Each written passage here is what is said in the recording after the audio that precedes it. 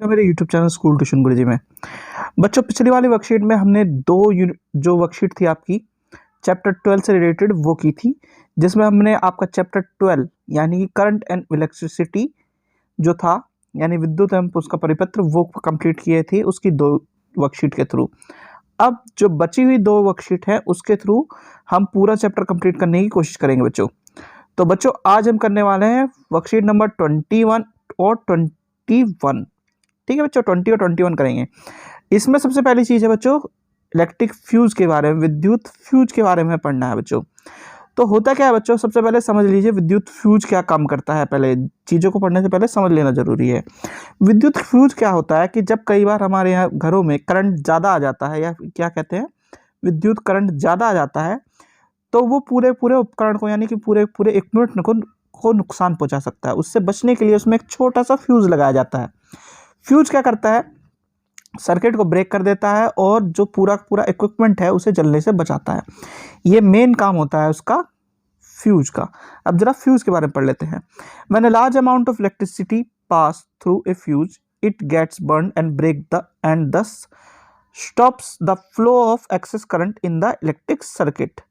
Thus excess current will not reach up to the electric equipment like fan, TV, washing machine, and these will be safe from excess current. The fuse is made up of very thin metallic wire and act as a safety device for electrical equipment for excess current. और हिंदी में क्या लिखा है बच्चों, जब भी जरूरत से ज़्यादा विद्युत करंट फ्यूज से होकर गुजरता है तो वह जलकर टूट जाता है और इससे अत्यधिक करंट को आगे विद्युत पथ में जाने से रोक देता है। इसलिए अत्यधिक करंट विद्युत उपकरण जैसे पंखे, टीवी, वॉशिंग मशीन आदि तक नहीं पहुंच पाता। इसकी वजह से कई उपकरण जलने तथा खराब होने से बच जाते हैं।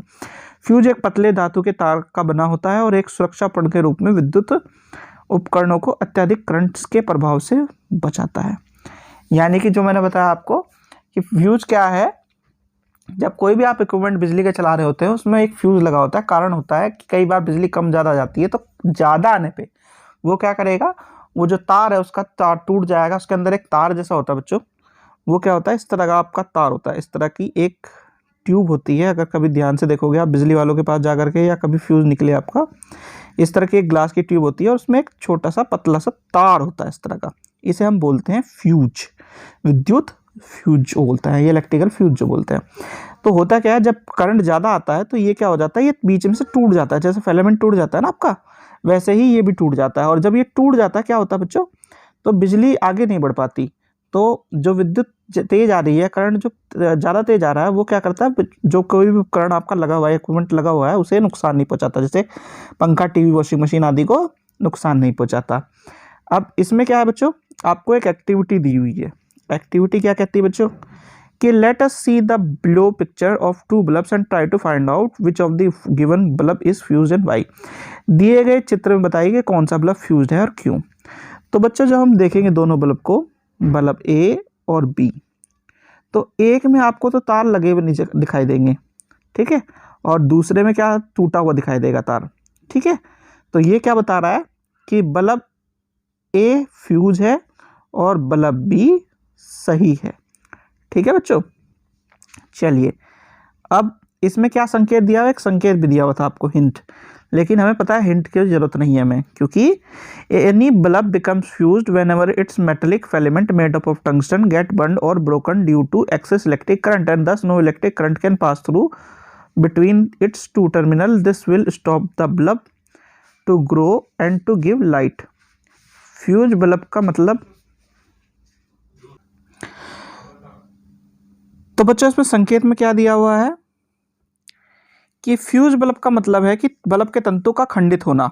बल्ब का तंतु खंडित होने के कारण विद्युत सेल के टर्मिनलों के बीच विद्युत धारा का परिपथ टूट जाता है। इससे खंडित तंतु के विद्युत धारा प्रवाहित न होने के कारण यह दीप्तमान नहीं होता है। हम लोगों को बताया कि किसी भी चीज में जब जो करंट फ्लो होता है तो वो सारे तार जुड़े होने चाहिए बच्चों, ठीक है। तो बल्ब में क्या होता है, जब ये फिलामेंट टूट जाता है तो इसमें करंट फ्लो नहीं होगा, क्योंकि पूरा सर्किट कंप्लीट नहीं हो रहा बच्चों। यही चीज इसमें बताई गई है। फिर आगे क्या कहता है बच्चों, डू यू नो, क्या आप जानते हैं, air is a bad conductor of electricity if air were the good conductor of electricity could reach the bulb without wiring and thus bulb could light without wires. Moreover, the electricity running through wire could scatter all around the wire and then it might be dangerous. यानी हवा विद्युत रोधक है, अगर हवा विद्युत चालक होती तो बिना तार के बल्ब तक बिजली पहुंच जाती और बल्ब बिना तार के दीप्यमान हो जाता। इसे तार से जाती हुई विद्युत चारों तरफ फैल जाती है और विद्युत खतरनाक परिस्थिति होती है। यानी कि क्या बता रहा है, बेसिकली ये कहना चाह रहा है कि जो हमारे आसपास एयर है वो विद्युत की कैसी है, बैड कंडक्टर है, विद्युत चालक नहीं है, रोधक है। ठीक है बच्चों, कुचालक है जिसे बोलते हैं हम, बैड कंडक्टर है। तो ये इसका कारण ये है कि अगर इस तरह का ना होता तो फिर वो क्या कर सकती है, डेंजरस हो सकती थी, क्योंकि चारों तरफ जब बिजली के उपकरण चल रहे होंगे तो क्या होगा, उससे बिजली पास होते हुए चारों तरफ फैल जाती है और नुकसान दे सकती थी हमें। ठीक है बच्चों, अब जैसा कि हर वर्कशीट के एंड में कुछ क्वेश्चन दिए होते हैं, वैसे क्वेश्चन दिए हुए हैं बच्चों। आपका पहला है मैच द फॉलोइंग, यानी निम्नलिखित का मिलान कीजिए। तो स्विच क्या है बच्चों, स्विच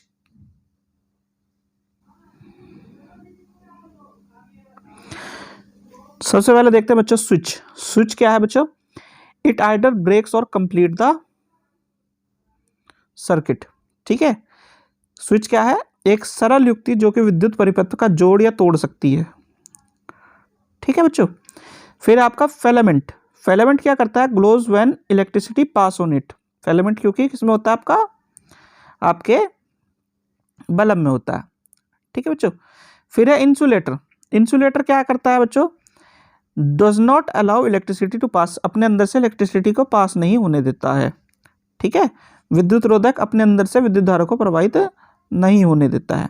ठीक है, बैटरी क्या है, बैटरी जो है एक सेल का समूह है बच्चों। ठीक है, बैटरी एक कॉम्बिनेशन ऑफ सेल्स। ठीक है, फिर कंडक्टर क्या है, allows electricity to pass through. ठीक है बच्चों, विद्युत चालक क्या है, अपने अंदर से विद्युत धारा को प्रवाहित होने देता है। ठीक है, अब सेल क्या है, सेल एक device which convert chemical energy into electrical energy या इलेक्ट्रिसिटी, यानी वह उपकरण जो रासायनिक ऊर्जा को विद्युत ऊर्जा में बदलते हैं वो कहलाते हैं सेल बच्चों। ठीक है, अब आपको इनके सिंबल लिखने हैं, निम्नलिखित के चित्र लिखने हैं। तो चित्र सेल का क्या है बच्चों, ये वाला है सेल का चित्र आपका। ठीक है, बैटरी क्या है, दो या दो से अधिक सेलों का कॉम्बिनेशन होती है, तो दो सेल की बैटरी बना देते हैं हम। ठीक है, ये बैटरी होगी। फिर बल्ब का क्या लगा सकते हैं बच्चों, आपका ये बल्ब का चिन्ह हो गया आपका। फिर है स्विच अगर ऑन है तो ये इसका एक साइड हो गया, ये दूसरी साइड हो गया, ये दोनों हल्के से जुड़े हुए होंगे। ठीक है, ये आपका स्विच ऑन का हो गया। ठीक है, स्विच ऑफ का क्या होगा, ये और ये हल्का सा उठा हुआ, ये स्विच ऑफ का हो गया बच्चों। चलिए, ये वाली होगी आपकी वर्कशीट 20। अब जरा 21 में देखते हैं क्या है। तो 21 में बच्चों आपका पूरा का पूरा रिवीजन दिया हुआ है पुराने चैप्टर्स का, यानी कि पूरे चैप्टर का रिवीजन दिया है। जरा इसे देख लेते हैं। इलेक्ट्रिसिटी रिकैपिटुलेशन, विद्युत एक सार। तो इलेक्ट्रिसिटी क्या है, the presence of electric charge or flow of electric current within an electric circuit or electric wire is known as electricity. There are various things used in electric circuit and each of these has its separate symbol for their identification as shown in the following picture. यानी कि किसी विद्युत चालक परिपथ में उपस्थित विद्युत charge या करंट के भाव को विद्युत कहते हैं। विद्युत परिपथ में कई अव्यय उपयोग होते हैं और हर किसी का अपना एक चिन्ह होता है जिसे नीचे दिए गए चित्र द्वारा दर्शाया गया है। ठीक है, ये आपका हो गया तार, ये स्विच ऑन हो गया बच्चों आपका, ये बल्ब हो गया आपका, ये सेल हो गया, ये स्विच ऑफ हो गया, और दो या दो से अधिक चीज़ों को जब जुड़ जाती हैं तो उन्हें हम क्या कह देते हैं, बैटरी कह देते हैं बच्चों। ठीक है, उसके बाद तीन चीज़ें हमें देखनी है, इलेक्ट्रिक सेल, बैटरी और बल्ब। सेल क्या है बच्चों, एक डिवाइस है जो रासायनिक ऊर्जा को विद्युत ऊर्जा में बदलता है, यानी कि ये device which convert chemical energy into electrical energy is called electric cell. और इसके दो टर्मिनल होते हैं, एक होता है पॉजिटिव और एक होता है नेगेटिव, यानी धनात्मक और ऋणात्मक दो टर्मिनल होते हैं। और बैटरी क्या है, combination of two or more cells which has both positive and negative terminal on one side, यानी दो या दो से अधिक सेलों को जोड़ करके जब किसी चीज़ को हम बनाते हैं जिसमें एक धनात्मक और ऋणात्मक टर्मिनल होता है एक साइड में, तो उसे क्या कहते हैं, उसे हम बैटरी कह देते हैं।